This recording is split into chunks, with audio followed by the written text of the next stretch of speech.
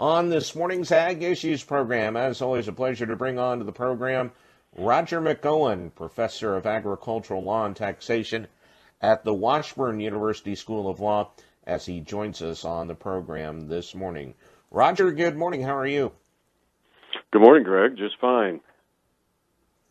Well, let's get to it as far as discussion items are concerned. And I know one of the things you want to talk about involved a recent news story involving a group of farmers in Mississippi. And this specifically is looking at selling grain under a deferred payment contract. And there's with everything that has an upside, there's a potential downside to this. And this specifically is looking at, well, what if the buyer of that deferred contract files bankruptcy during that interim period? Yeah, that's the real peril. Anytime a farmer delivers grain and before they get paid, they are an unsecured creditor to the creditor of the buyer. And if that buyer goes belly up, then that means you are a general unsecured creditor and you're going to be paid at the back of the line if you get paid anything at all. And that's what happened in this Mississippi case. This is just an egregious set of facts, but they have now sued they filed a class action against the elevator. Let me unwind the facts of that complaint a little bit here. They delivered grain to the elevator not knowing at the time they did that the elevator was insolvent and, according to the complaint, was being propped up by the bank, which is UMB Bank out of Kansas City. And the elevator's grain purchases involved the farmers delivering and transferring title, and that's the key point, to the grain to the elevator.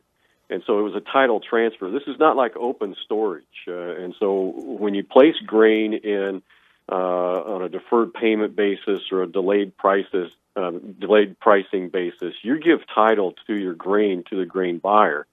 And that's the main reason that technique is cheaper as compared to open storage or grain banking. So in exchange for that benefit, you give the grain buyer title to your grain, and then you have freedom to price it when you wish, or you're going to get paid in the following tax year. So often this is done for tax purposes. But I can't really tell from the complaint whether they actually used deferred grain payment contracts or there was just a time lag between delivery and when they got paid for administrative reasons. Now, in many states, and again, I can't tell, and I didn't have time to check out Mississippi law, but many states, such as Kansas and a lot of the Midwest states, will require the elevator to deduct a certain assessment on any grain transaction where title transfers to the buyer upon delivery, such as when you sell across the scale or you deliver on a contract or you place grain in delayed price or payment. Is not made within the next 7 days. So they're going to deduct a certain amount, and that's going to go into a state security fund or indemnity fund or whatever they bonding program, whatever they call it. And that's designed to provide some type of protection for a farmer seller where the elevator goes belly up before making payment on that. Now, that's not a fee of the elevator. That is mandated by state law. But the amount in that particular fund is usually typically quite inadequate to make any particular farmer whole if the elevator fails. And so this elevator in this case in Mississippi is one of the largest grain elevator operations that serve farmers in the Mississippi Delta area. But they were highly leveraged, and the farmers didn't check this out. They didn't realize this. The elevator was highly leveraged, had massive amounts of debt. The grain elevator's principal creditor, as I said, was UMB Bank, and they had loans dating back to 2015. The total balance on those loans is $70 million as of September of this year. And $37 million of that was on a revolving loan. $33 million was the balance on a term note. And the bank required the grain elevator to post collateral, which meant that virtually all of its assets were collateralized. It was a blanket security dragnet agreement, and those loan agreements gave the bank a continuing security interest on all property of the elevator, whether then owned or later acquired. And of course, the most valuable collateral was the grain they stored, and the amount they could borrow was determined in part by the amount of grain in inventory. Well, by the spring of this year, the elevator was in serious financial distress. It had less than $4,000 of cash on hand and was effectively insolvent in the spring of this year. And throughout 21, the elevator failed to make payments to reduce the balance of its revolving loan, which it was required to do so. It didn't do that. But the bank allowed the grain elevator to keep the balance of the loan at the maximum level throughout the year. They just entered into forbearance on that until the grain came in. Until the farmers harvested their grain and put it in the elevator, again, not on open storage, but in a manner that actually transferred title. And so once they transferred titles over to the elevator, title is transferred to the elevator, then the bank, that becomes the bank's collateral, and they can grab it. And it was the bank's forbearance, the farmers claim, on the grain elevator's loans that kept the elevator afloat. And the bank was aware that if they would call the loans, there'd be little grain it could claim as security for the elevator's debt. And so the farmers claim that the bank just sat there, waiting in the weeds, so to speak, until the grain elevator had as much grain as practicable before they called the loan, and forced effectively the elevator into bankruptcy, which they did. After the grain came in, before any of the farmers was paid, the bank grabbed the grain according to a security agreement, forced the elevator basically to file bankruptcy, and now the farmers didn't get paid. And this despite the fact that in reading the information that the grain elevator sent out several checks during the harvest season, and obviously they bounced very high, so to speak, as far as not having any funds in there too. Yeah, that's right. Yeah, several checks the grain elevator wrote bounced during the harvest season. Now, the elevator, according to the complaint, kept telling the farmers that they were in better financial footing in 21 than they were in previous years. They were going to be able to make payment. Don't worry about these things. But again, once the elevator had filed bankruptcy, that placed the bank in a priority position as a secured creditor in accordance with its security agreements, and the farmers in a non-priority general unsecured creditor status. And so what the farmers are claiming here, now they're suing the elevator, they're not suing the bank. They're suing the elevator, claiming that they're suing the bank, not the elevator. They claim that the elevator made knowingly false representations during the spring, concealed information that it had a duty to disclose. They can't sue the elevator because the elevator is in bankruptcy.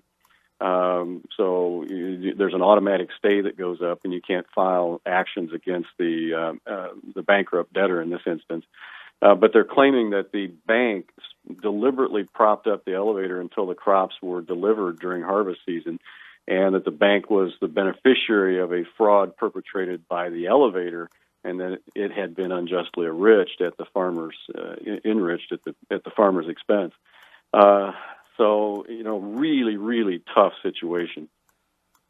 So, throughout all this and highlighting this situation, is there any path or a way that those cash grain sellers can achieve any type of security?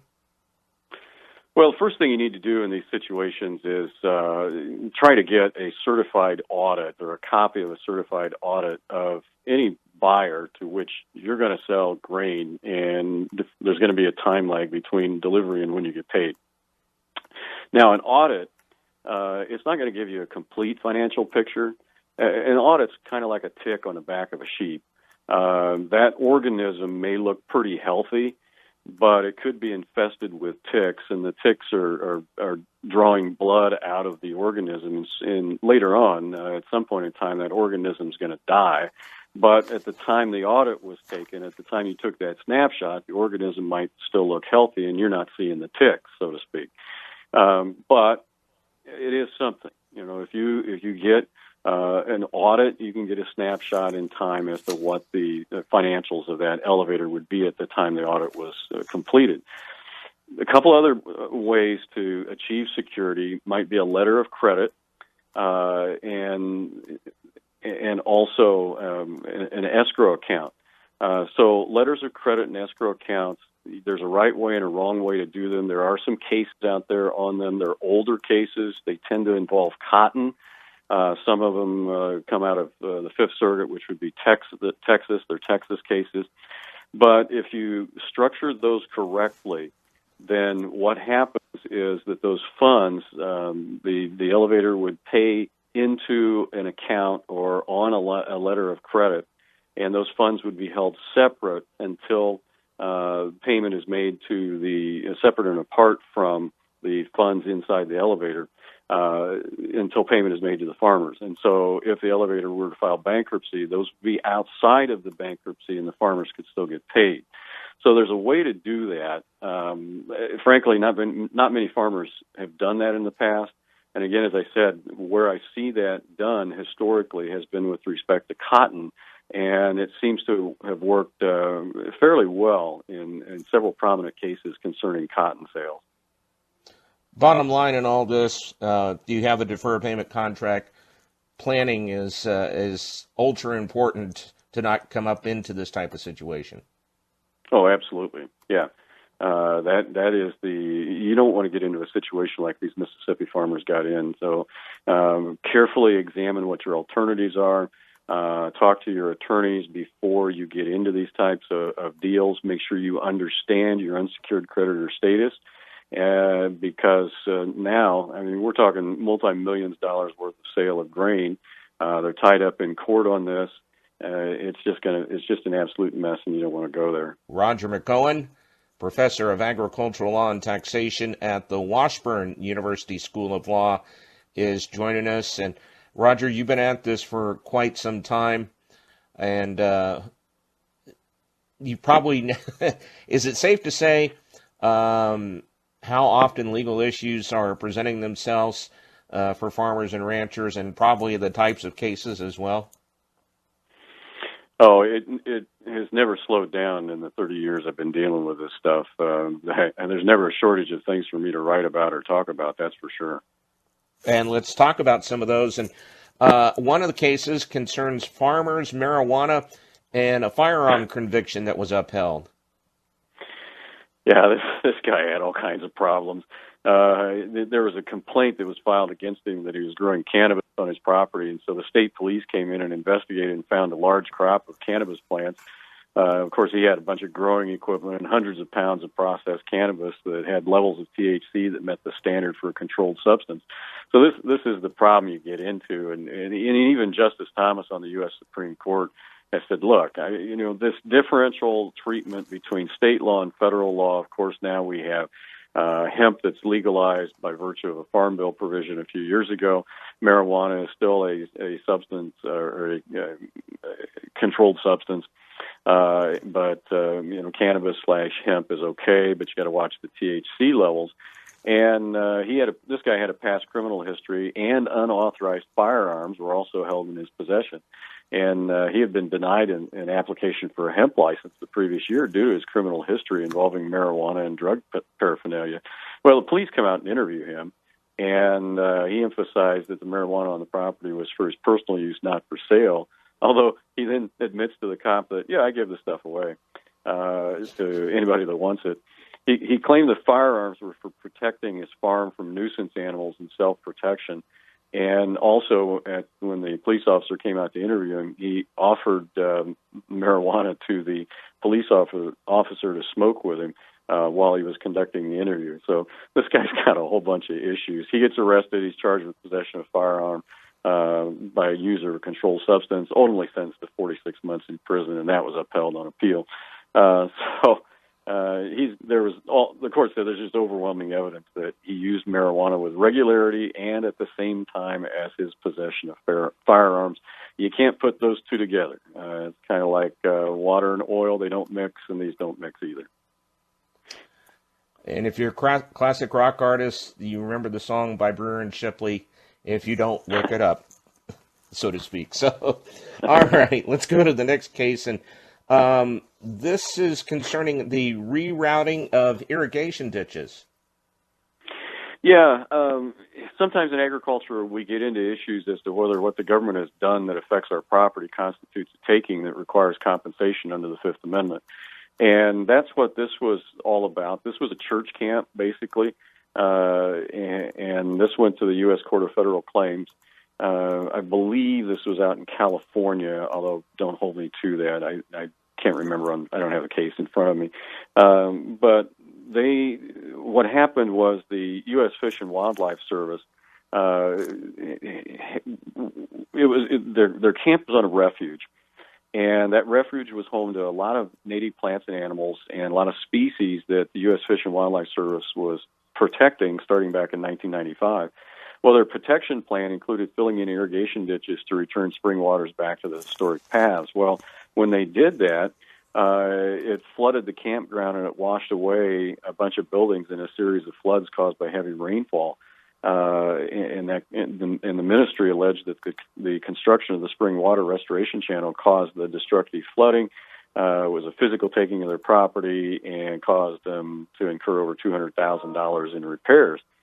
And so they sued for a taking. The court said, no, this one's not a taking because your property was susceptible to flooding anyway, and regardless of what U.S. Fish and Wildlife Service had done in those heavy floods, you would have lost those buildings anyway, even though there was rechanneling and rerouting of the irrigation ditches. It didn't constitute a taking requiring compensation. And the next one, as I guess this case, farmers detrimentally relied on Crop Supply Salesman to check their crops. Yeah, this was a long-standing, and this was down in Louisiana.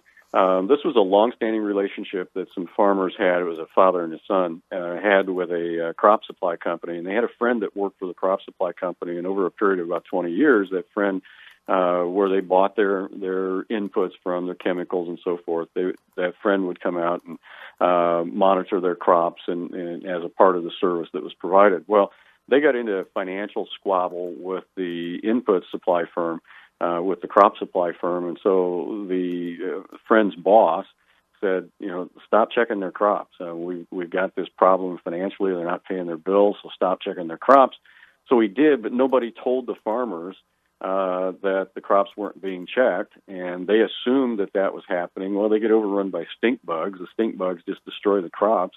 And the farmers sue, saying, look, we relied on you to our detriment. The court said, yeah, you did. And the damages were $134,000. And one other thing as well, this on a bad valuation concerning, in this case, no deduction for excess rent. Yeah, this is a case in Plentywood, Montana. That's way up in northeast Montana, very very rural, very remote area of the state. And what this case points out is how difficult it can be to value properties in a small rural town when you don't have much of a market. You don't have much of a market to compare. And in Montana, real estate data are not publicly available, which complicated efforts to appraise the property values in reasonable terms. It was the pharmacy in Plentywood. There's quite the story behind how Plentywood got its name. I won't bore you with that.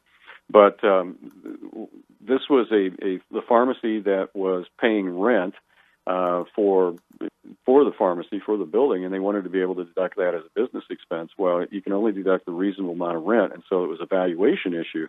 And they just had a terrible time figuring out what is an appropriate value for rent when there really isn't any comparison. There's no comparable sales, and then you've got state law that doesn't make the data publicly available. So what it points out is some difficulties we run into in rural areas in getting accurate values. All right, Roger, unfortunately, we are out of time, but as always, very much appreciated, and to you and yours, have a very Merry Christmas, and we'll talk to you the Monday after Christmas. Thank you, Greg. Same to you. That is Roger McEowen, Professor of Agricultural Law and Taxation at the Washburn University School of Law, as he joins us on the Ag Issues program here on 580 WIBW.